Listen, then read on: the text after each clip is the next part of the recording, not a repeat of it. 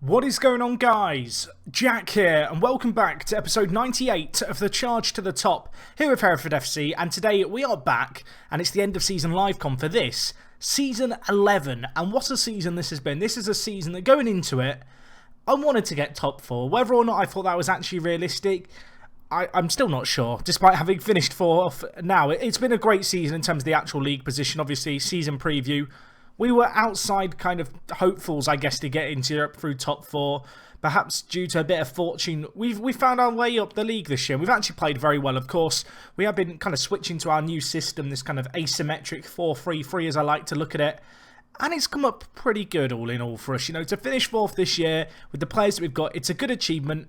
But it's kind of a stage now where you kind of look at our squad, you'd have to say this is a squad that should be playing in the Champions League. And so I guess to meet that expectations is great, but now we really need to try and consistently finish here. And I think that's actually going to be the big challenge for us. Another big challenge that we've got for us, and something that I want to open up this episode with, is the fact that we don't have many English players at all. In fact, looking at the starting 11 here, we have one. It's a concern. In terms of homegrown status, we have got a few players homegrown in nation, which is kind of good, although, you know, the likes of Jamie Price, David Gums, Jamie Jones, players who are actually kind of wanting their way out of the club and really haven't played that much for us. We are fortunate, I guess, in the sense that Cameron Bowman is going to become homegrown for us. But, well, this summer, we're going to need to try and get some English talent. And, well, post-Brexit, it's going to be tricky. It's going to be really tricky. You know, you kind of look across this England squad. It's a good team with some very, very talented players. And I'm not sure how many of these players we're going to have to be able to lure away from kind of top kind of Premier League sides, the likes of United, obviously City, I guess players like Luke Shaw playing at Monaco. It's going to be really tough to pull them away. And so this summer is going to be big for us in terms of I need to try and either get in a few England national team players or get in a few youngsters who are going to be homegrown soon. But anyway, that's for the future. That's not for here and now. In terms of this season, I don't want to call it a nearly season because ultimately you kind of look at it here. We have finished 12 points off the pace of Man City, but it is worth remembering, if we look at the past positions, once upon a time, we were actually in second. I mean, it seems like a long way ago now. But unfortunately for us, we couldn't hold on to it. And in the end, you can see we ended up finishing 4th. We had a really bad start to the season as well. But the players kicked on and we did very well. Obviously, looking at the league table here, we finished 4th. United, Arsenal and City ahead of us. Worth noting that the Premier League this year, a very odd year in the Premier League in terms of the goals scored. Manchester City scored 96. Arsenal scored 92. That's a lot of goals. I can't kind of underestimate how many goals that is for those two teams. Our total of 84 would normally be a very good Premier League haul, but it's kind of overshadowed by the teams above us. And you can see the contributing factors behind that, Mauricio and Aspas. If we look at Aspas here, I mean, he's absolutely insane. He's 25 years old, he's German. You might look at him and go, he's one of the best redrawn strikers I've ever seen. He definitely is. Honestly, he's like on Messi and Ronaldo tier of good. But what's even scarier is the fact that Mauricio, who got 34 goals for the season, it's just as good. I mean, these two guys between them, I mean, look at them. 36 goals this year. I mean, how many games was that in? That was in 37 league games. Not too shabby. Mauricio for Man City, 34 games, 34 goals. I mean, we can't really compete with these two players. I mean, just to kind of put it into perspective, Cameron Bowman, perhaps our best player. Yeah, there's the difference. There is the difference. And these players, they're coming into their primes as well. It's going to be so tough to compete with Arsenal and City. But that's the task that's at hand. That's what we've got to try and do. And you'd have to say this year, actually, we kind of did compete with them on our day. Anyway, as I mentioned, the start of the league season was pretty disappointing as a whole, as I guess was the EFL Cup run that didn't really ever exist. We got knocked out in the 3rd round to Aston Villa. Of course, we did beat Arsenal 3-0, and that really catalysed ourselves on a good little run, all the way until we played Arsenal actually again, and we lost 3-0 in the reverse fixture. Obviously, as the season's gone on, a few more draws, but generally speaking, some fairly good, consistent results. Of course, Arsenal rearing their head once more as they beat us in the FA Cup. And we ended the league season strong to finish 4th. And as I said, that's kind of where I expect us to be. I feel like when you look across our team this year, it's a young squad. That's one thing worth stressing, certainly, is the fact that you kind of look across our team. Such a massive majority of our players are kind of under the age of 25. Players who are going to be coming into their prime in the next few years. And obviously that's fantastic for us because hopefully that is going to aid us in our quest to kind of consistently finish top 4. But at the same time, as I already mentioned, we need to get in English talent. We need to try and bring it in, because now competing in Europe, homegrown players is really going to be important for us. And, well, our under-23s a few years ago was absolutely superb. It was sort of players who weren't getting work permits.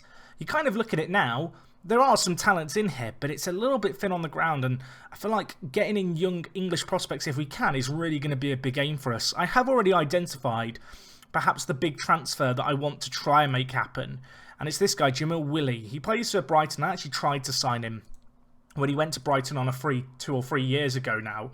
You can see he's done okay at Brighton. Of course, Brighton cementing themselves as a Premier League side. But I do wonder if, with us now having Champions League football, if Jamil might be kind of tempted in a move to us. You can see his mentals are absolutely insane. His physicals are very good. Technically, not the greatest going forward, but as kind of a deep line playmaker option, he could be very, very good. And when you kind of look at Akasu, who's kind of out of a deep line playmaker option, you can kind of see the difference between the two players. It's fair to say that Jamil Willy is just on a whole nother level to him, and at 26 he's still coming into his prime, so he is the big target for us this year. Obviously I'm hoping that we'll get a little bit more transfer budget than the 34 million we've got. That said, we have got a few players here, we have got quite a big squad. There's players that I might be willing to move on as well. You kind of look through this team, we have some good players, but there's players who I certainly feel like we can sell on, and if the opportunity arrives, the likes of perhaps Valenzuela, Mustafa Hamdi, players who, don't get me wrong, these guys are good, but they're not worth perhaps the money we're paying them, and they're certainly not worth the kind of money that perhaps other teams would be willing to pay for them. And in a bid to reinvest into the squad, I think they're going to be players we have to look to maybe move on. Anyway, kind of looking on the positive side of things rather than selling players, in terms of performers this year, it's really been a pleasantly kind of surprising season.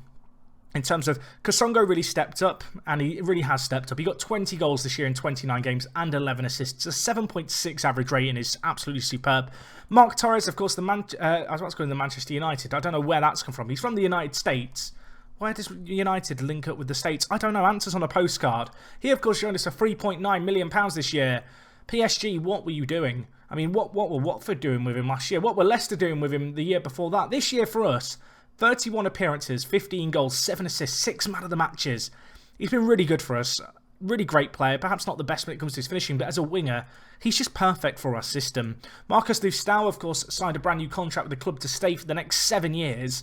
I'm very happy about that, may I add. At 21 years old, this guy, absolutely incredible centre mid. One of the best centre mids I've had this year in FM. You kind of look at him, the only attributes below 10 are aggression and long throws. A few of 11s, but most of his attributes are 13 or above. Such a great kind of box-to-box midfielder, but he is super creative as well. And that's perhaps something I'd like to get a little bit more into his game. But this year, 9 goals, 6 assists.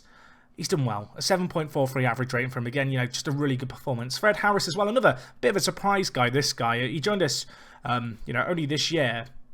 Made 19 appearances, got 6 goals, got 7 assists. A very good player in the air. Certainly a different option to our other striking threats that we have in terms of Kasongo and Bowman, both being kind of small, fast players who aren't the greatest in the air. But Fred Harris really opens up some opportunities for us. And coming on off the bench, he's had an impact for us in some fairly big games. Anyway, other players, Silla's done well, Bowman's done well, perhaps the player of the season really in terms of how much he's developed. It's a shame he's out with a pulled hamstring at the moment. I know a lot of you guys are massive fans of this guy, and well, 35 appearances, 35 goals for Australia. We need to give him as much game time as we can. He's absolutely great. Obviously, new deal this year, a 5-year-long contract. This year, the goal scoring return wasn't the craziest, but 12 assists is superb. And yeah, game time is needed for him. He's only 20 years old. If he can develop, his technicals just a little bit more, he's going to be a worldie for us. I mean, he already is kind of a worldie for us, but at 20 years old, I should be playing him more. I feel like I should be nicknaming him Viduka at this point. I think he is on Mark Viduka levels of kind of Australian striker clinicalness, but, well, I think he's got to earn that. A 20-goal season or two, and maybe he can have that title. Anyway, in terms of the assists, it's a lot of the players we already mentioned. Worth noting that Mustafa Diatta's done very well at left-back, of course. The Senegalese left-back, 21 years old, a player I looked to replace at one point in the not-so-distant past. He's proven me wrong. His physicals are superb. He's really good at getting up and down the pitch. Obviously, his injury proneness, still a little bit of a concern for us, but I'm kind of trying to look beyond that, because when you do look beyond that, you've just got a superb, versatile kind of left-sided player. He can play centre-back, although I'm not sure why you'd play him there with his 11 heading and 13 jumping. But just as an overall kind of package, he's just everything you could want from a really athletic wing-back. You do ask a lot from kind of playing at that left-back, full-back position. Anyway, if we look at the average ratings for the season, again, it's going to be a lot of players we already mentioned, but Alex Sandro had a pretty good year, the Brazilian. 19 appearances in the Liga, starts 2 off the bench, 7.51 average rate for him. A bit of a surprise, really. Brought him in as a bit of backup from Besiktas for £6.5 million. You'd have to say he's given a £6.5 million season performance right there. It's been great for him. Another player who's done well, actually, is Ali Haydar. Of course, the Turkish centre-back joined us recently this year. And again, another player, we didn't spend a load of money on, £8.5 million paid, but a 7.4 average rating for him. He's kind of cemented himself as a really, really good kind of centre-back option. And I guess we are fortunate to be blessed with centre-back kind of talent, because Miguel Morales has also played well at centre-back. He's kind of been the mainstay, actually, of those 3 centre-backs we've gone through.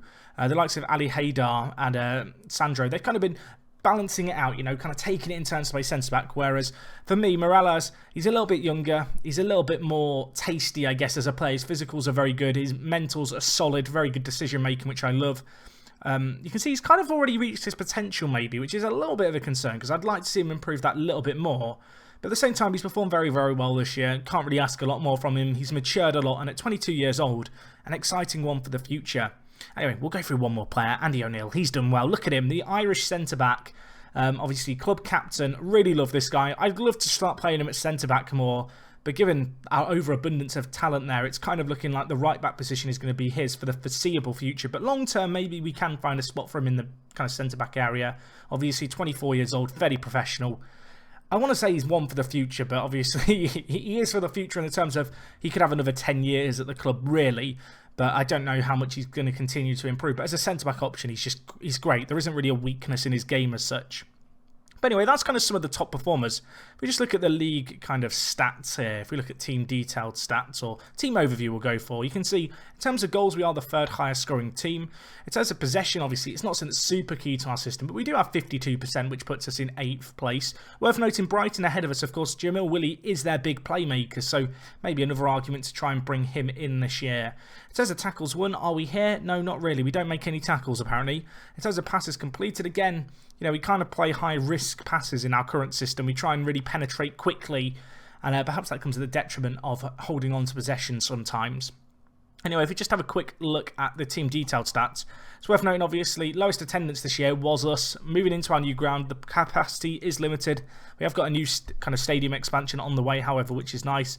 In terms of transfer spend this year, we only spent £15 million, which I feel like when you look at our season and reflect on the fact that we've gone from 13th to 8th and now to 4th, with a net spend of £15 million. That's a really, really impressive little achievement, really, for a club like Hereford. We don't have the budget to the big teams. Yes, we've benefited, obviously, for the TV money like everyone else, but we're not built on a foundation of oil tycoon money. We've had to kind of earn this ourselves, and whilst this has been a big transition year, I guess, in terms of the new personnel coming into the side, you can't help but feel like it's a really good position to be in, that we've been able to spend smartly but also continue to improve as a side this year.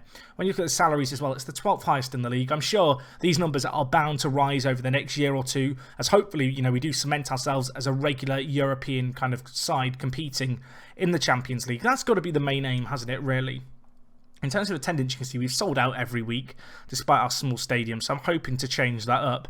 And well, when it came to clean sheets, we had 16, which normally wouldn't be a bad total, except United got 25 in 38 games. And well, what's slightly mad is the fact they got 25 assists, so they got, clean sheets. So they got clean sheets in almost two-thirds of their games all season.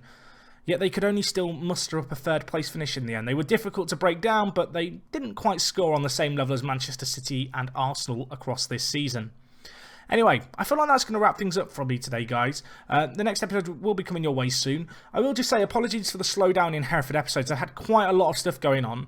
I'm in the process of kind of moving on to a new PC, which is causing some kind of confusion. I'm hoping to improve that and improve the upload schedule over the next few weeks. So please do bear with me. It's a bit of a busy time, shall we say, in my life right now. But I'm trying to keep these kind of bubbling along. I know they've not been as consistent as people would like. I do appreciate you guys persevering with me. They will be back kind of to 3 or 4 episodes a week in the not so distant future. And yeah, that's going to be all from me. So thank you for watching, guys. Do leave a like if you enjoyed. If you've got any comments, questions you want to ask about the side, I'll try and reply to them down in the comments below. And other than that, it is me, Jack, and I will talk to you guys in a bit. I'm out.